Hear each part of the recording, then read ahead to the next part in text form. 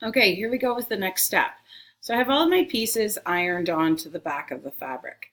Now, when I go to cut this out, I'm going to switch to fabric scissors and I'm going to cut it out, but I'm just going to cut around it. I'm not cutting on the lines yet.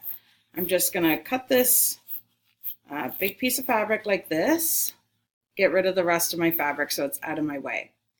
And this is where I am now going to cut along the lines. So if I take this piece, I'm going to go directly along the line. Now, while I'm doing this, I'm just going to mention that when I picked up one of my already ironed pieces, I noticed that it wasn't sticking anymore. So I just put the drop sheet down on top of it and quickly ran over it with the iron, like for a second or two, just to make sure that it is in fact sticking. So here's my piece. Now, this little bit here, you can throw this away.